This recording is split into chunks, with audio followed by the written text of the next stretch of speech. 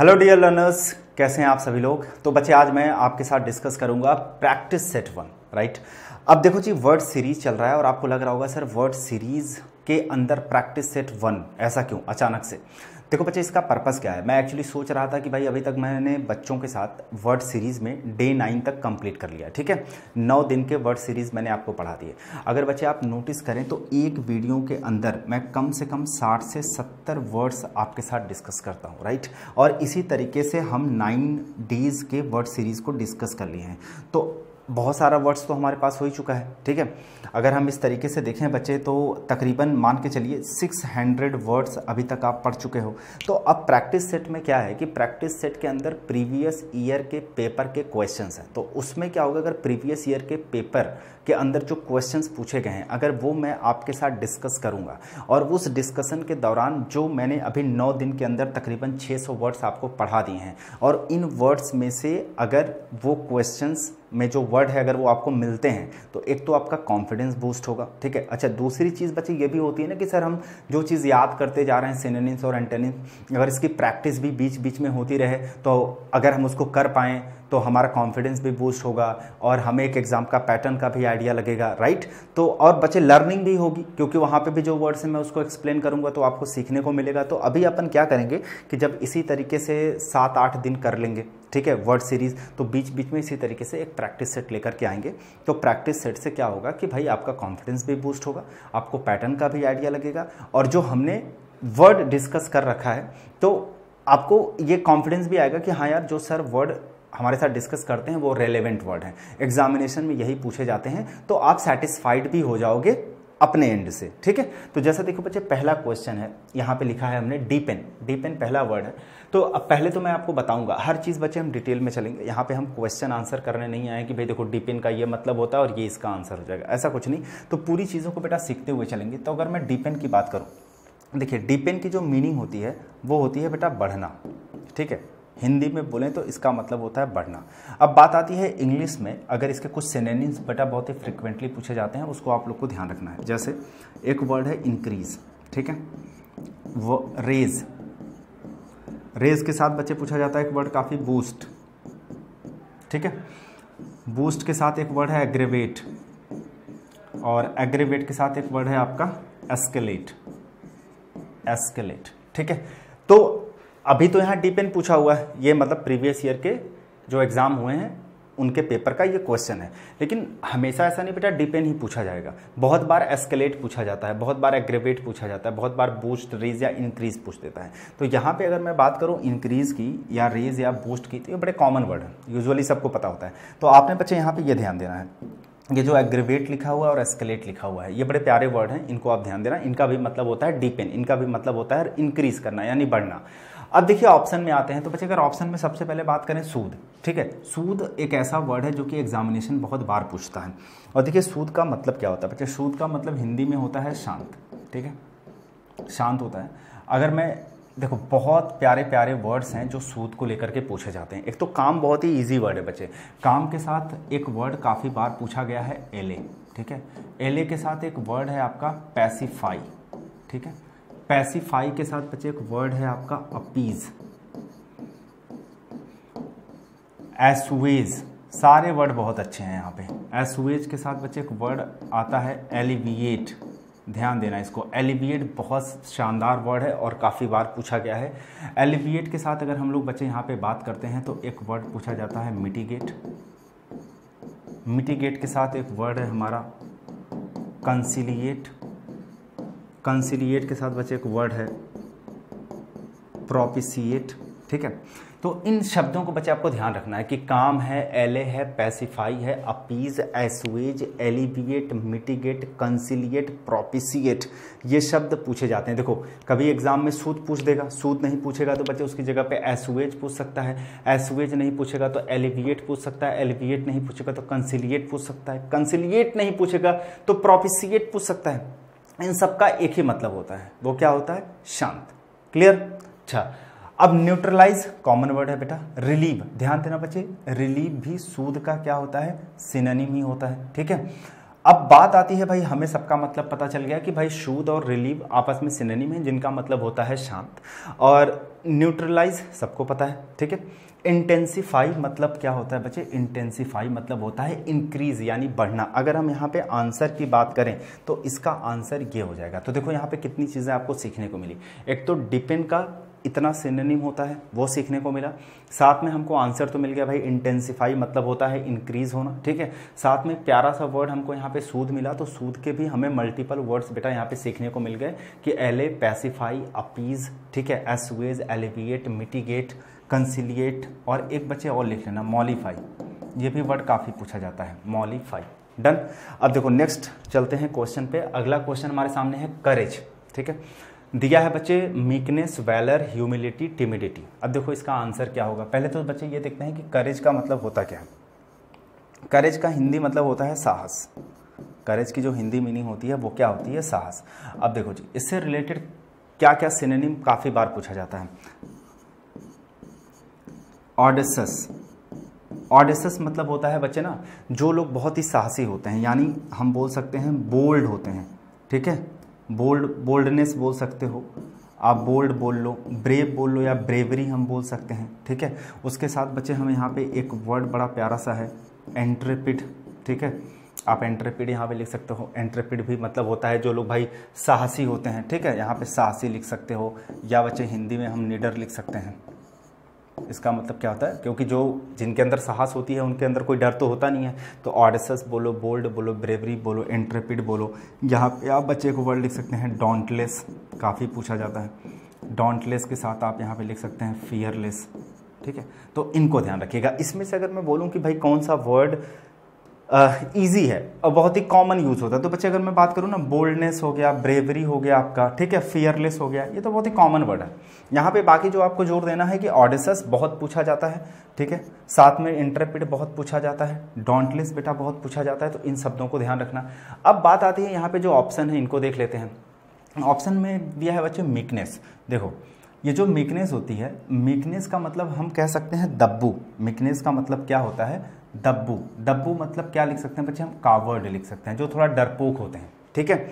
अब देखना ये जो ह्यूमिलिटी है और टिमिडिटी है, ये इसका सिनोनिम है। ये इसका क्या है, सिनोनिम हो गया। अब देखो कुछ और मैं लिखता हूँ। ये ह्यूमिलिटी तो पूछा जाता है बच्चे, टिमिडिटी भी पूछा जाता है जिसका मतलब डरपोक होता है, तो कॉवर्ड हो गया। एक वर्ड है बच्चे डॉसिलिटी। डॉसिलिटी वर्ड ध्यान देना। डॉसिलिटी के साथ एक वर्ड आप लोगों को ध्यान देना है कि जो काफ़ी पूछा जाता है, सबमिसिव, ठीक है। उसके साथ हम ये लिख सकते हैं बच्चे फियरफुल, क्योंकि हम यहाँ पे बात कर रहे हैं फियरलेस की, यानी साहसी होने की। अब अगर मीकनेस का मतलब होता है डरपोक, टिमिड, ह्यूमिलिटी, डॉसिलिटी, सबमिसिव, फियरफुल, ठीक है। और बच्चे इसका हम एक वर्ड और पूछा जाता है कभी कभी, माइल्डनेस। ये सब इसके सिनोनिम्स हो गए। अब यहाँ पे देखो हम करेज की बात कर रहे हैं, तो ये मीकनेस, ह्यूमिलिटी, टिमिडिटी, ये बाकी चीज़ें इसकी एंटेनिम हो गई। तो इसका सिनोनिम क्या हो जाएगा, वैलर। ये ध्यान देना बच्चा, इसका जो सिनोनिम हो जाएगा वैलर। वैलर मतलब क्या होता है, निडर, साहसी। तो यहाँ पे आपने क्या देखा कि भाई करेज का हमको आंसर भी मिल गया और साथ में इतने वर्ड्स भी मिल गए। और हमें ये भी तैयार रहना है कि ये वर्ड्स जो पूछे जाते हैं, ज़रूरी नहीं है कि हमेशा करेज पूछे। करेज की जगह पे इंट्रेपिड पूछा जा सकता है क्योंकि पहले पूछा ही है एग्जामिनेशन ने। ऑडेसस भी पूछा जा सकता है क्योंकि पहले पूछा ही है। उसके साथ बच्चे देखो अगला क्या है, मिसफॉर्च्यून। देखो बेटा मिसफॉर्च्यून मतलब क्या होता है, जैसे फॉर्च्यून मतलब होता है सौभाग्य, ठीक है। मिसफॉर्च्यून मतलब होता है दुर्भाग्य। मिसफॉर्च्यून मतलब क्या होता है, दुर्भाग्य, ठीक है। आप लोग प्लीज़ हिंदी लिख लीजिएगा क्योंकि हिंदी लिखने में मुझे थोड़ी समस्या होती है, तो आप लोग हिंदी लिख लेना। मैं बोल दे रहा हूँ दुर्भाग्य। जैसे बच्चे देखो इसका क्या हो जाएगा, ट्रेजिडी हम बोल सकते हैं, ठीक है। इसको हम ट्रेजिडी, इसको हम बच्चे बोल सकते हैं एडवर्सिटी। एक बड़ा ज़्यादा पूछा जाता है कैटास्ट्रोफ। उसके साथ बच्चे एक वर्ड पूछा जाता है कैटालिज्म, ठीक है। तो कैटालिज्म हो गया, कैटास्ट्रोफ हो गया, एडवर्सिटी हो गई, ट्रेजेडी हो गई। इसका मतलब होता है बच्चे मिसफॉर्च्यून। अगर इनमें मैं शब्दों की बात करूँ तो ट्रेजेडी यूजुअली सबको पता होता है कि भाई यार उनके घर में ट्रेजेडी हो गई या उसके साथ ट्रेजेडी हो गई, सबको पता होता है। लेकिन बच्चे एडवर्सिटी मतलब विपत्ति, ये भी तो मुझे लगेगा कॉमन वर्ड है। मैं बोलूँगा कि भाई ये जो कैटास्ट्रोफ होता है, कैटालिज्म होता है बच्चे, इसको आपने ध्यान रखना है, ठीक है। अब यहाँ पे बेनिफिट दिया है, मिरेकल दिया है, सपोर्ट दिया है, भाई कॉमन वर्ड है, सबको पता है इनकी मीनिंग। अब अगर मैं आंसर की बात करूँ तो बच्चे यहाँ पे जो आंसर है वो आपका ये है कैलामिटी। कैलामिटी मतलब होता है बेटा मिसफॉर्चून यानी विपत्ति, ठीक है। तो आंसर हमको कैलामिटी मिल गया और कुछ हमें सिनोनिम मिल गए जो कि बहुत ही फ्रिक्वेंटली पूछे जाते हैं, तो इनको ध्यान रखना है। अगले वर्ड पे बच्चे आते हैं कैपेबल। देखो कैपेबल मतलब सबको पता है भाई, कैपेबल मतलब होता है योग्य। कैपेबल मतलब क्या होता है, योग्य होना। अब यहाँ पे अगर हम बच्चे आंसर की बात करें तो कंप्लेसेंट दिया है, कंसिस्टेंट दिया हुआ है, कंसीटेड दिया हुआ है, कॉम्पिटेंट दिया हुआ है। तो बच्चे अगर मैं अगर ध्यान से देखो तो जैसे कंपटीशन वर्ड होता है तो कंपटीशन, कॉम्पिटिटर उसी से बना हुआ है कॉम्पिटेंट। कॉम्पिटेंट का मतलब होता है जी जो लोग एबल होते हैं, जो लोग योग्य होते हैं, ठीक है। या जो लोग हम बोल सकते हैं एडेप्ट होते हैं। एडेप्ट मतलब कुशल बच्चे, या हम बोल सकते हैं एडिक्वेट। क्या बोल सकते हैं, एडिक्वेट। तो एडिक्वेट बोल लो, एडेप्ट बोल लो, एबल बोल लो, जिनका मतलब होता है कुशल, जिनका मतलब होता है योग्य होना, ठीक। अब देखो अगर मैं बात करूं बच्चे कंसीटेड की, कंसीटेड, देखो कंसीटेड का मतलब क्या होता है, कंसीटेड का मतलब होता है एरोगेंट, जो लोग घमंडी होते हैं, ठीक है। हम बच्चे बोल सकते हैं हॉटी। और सुनो एक बड़ा वर्ड आता है काफ़ी, कैवेलियर। कैवेलियर के साथ बच्चे एक वर्ड पूछा जाता है कंटेम्पचुअस, ठीक है।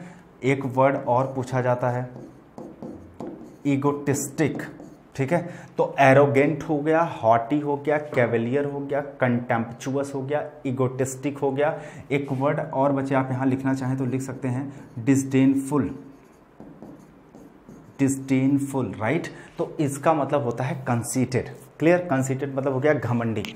उसके बाद अगर मैं बात करूं कंप्लेसेंट, तो बेटा देखो कंप्लेसेंट का मतलब क्या होता है। कंप्लेसेंट का मतलब होता है प्लीज्ड। प्लीज्ड मतलब हो गया बच्चे हैप्पी यानी खुशी, या हम बोल सकते हैं सैटिस्फाइड। क्या बोल सकते हैं, सैटिस्फाइड। एक चीज और बोल सकते हैं बेटा कॉन्फिडेंट। क्या बोल सकते हैं, कॉन्फिडेंट। अब यहाँ पे अगर मैं आपसे आंसर की बात करूँ तो देखिए आंसर तो भाई अब आपके लिए आसान हो गया होगा, ठीक है। किसी बच्चे को कोई दिक्कत तो यहाँ पे होगी नहीं बेटा, कि कैपेबल मतलब योग्य होता है और कंप्लेसेंट का मतलब होता है खुश होना, सेटिस्फाइड होना, कॉन्फिडेंट होना। कंसीटेड का मतलब एरोगेंट, हॉटी, कैवेलियर, कंटेम्पचुअस, डिस्डेनफुल, एगोटिस्टिक यानी घमंडी। सीधा सीधा यहाँ लिख लो बेटा घमंडी। उसके बाद मैं बात करूँ कॉम्पिटेंट। कॉम्पिटेंट मतलब हो गया योग्य होना। अब अगर कैपेबल के हम सिनोनिम्स की बात करें तो आंसर आपका क्या हो जाएगा बच्चे, D. D is the correct answer. और बाकी चीज़ें आपको सीखने को मिल गई। कंसिस्टेंट मतलब होता है बच्चे ना, यू कैन से, जैसे वो कहते हैं कंसिस्टेंसी। कंसिस्टेंसी मतलब लगातार, कंटिन्यूअस, ठीक है। तो ये होता है हमारा कंसिस्टेंस। और उसके बाद नेक्स्ट वर्ड पे आते हैं बच्चे। देखो अगला वर्ड क्या है, डिमोलिश का मतलब होता है बच्चे किसी चीज़ को नष्ट कर देना, ठीक है। किसी चीज़ को एक तरीके से बर्बाद कर देना। तो अगर मैं बात करूँ इसका सिनोनिम क्या हो गया, देखो रिपेयर। अगर वो नष्ट करने की बात कर रहा है तो ऑब्वियस सी बात है रिपेयर बच्चे उसका एंटोनिम हो जाएगा। टॉन्ट मतलब ताना मारना होता है, कोई लेना देना नहीं है। रिवील मतलब होता है किसी चीज़ को उजागर करना। तो एक ही बचा हमारे सामने डिसमेंटल। लेकिन इसके कुछ सिनोनिम हैं जो कि काफ़ी बार पूछे जाते हैं बच्चे, आप उनको याद रखना। जैसे एक वर्ड है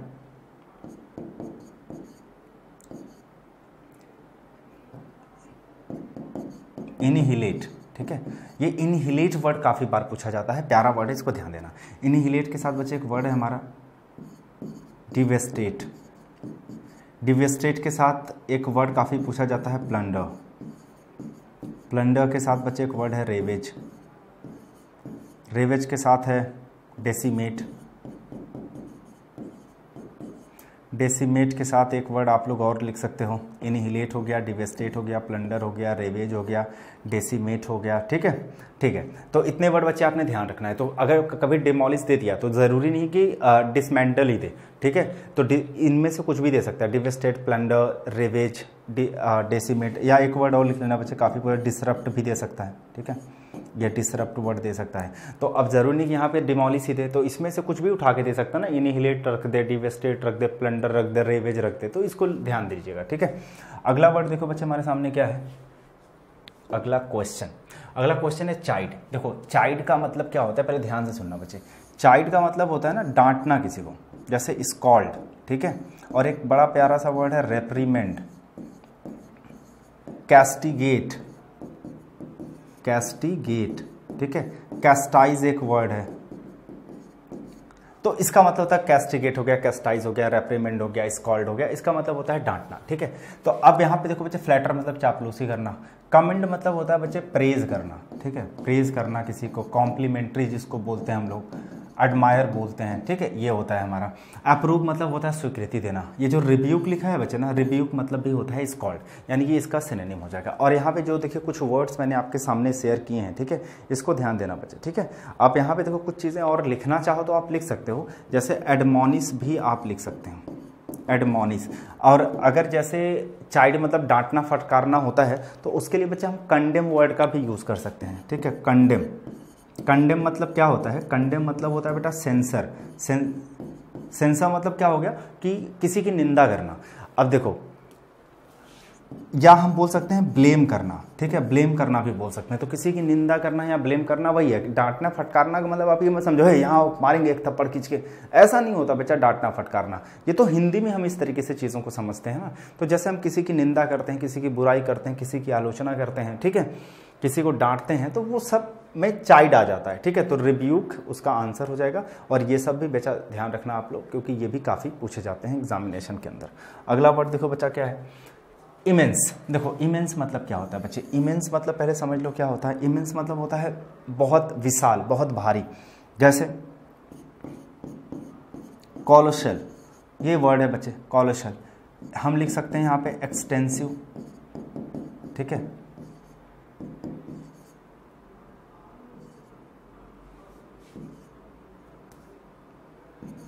जैग्नेटिक वर्ड है, ठीक है। ये जैग्नेटिक वर्ड हम लोगों ने बच्चे पहले भी डिस्कस किया है, ठीक है। कॉलोजल हो गया, एक्सटेंसिव हो गया आपका, ठीक है, और हमारा क्या हो गया, जैग्नेटिक हो गया। उसके साथ बच्चे आपको एक चीज़ और ध्यान रखना है कि मतलब इजी है, खैर आपको ये पता होगा।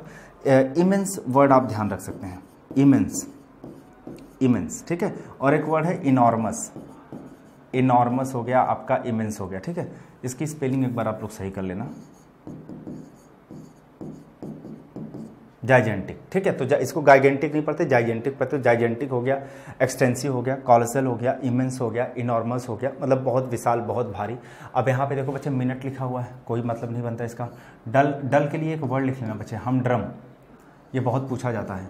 हमड्रम हो गया आपका, बोरिंग हो गया, ठीक है, ये सब होता है इसका।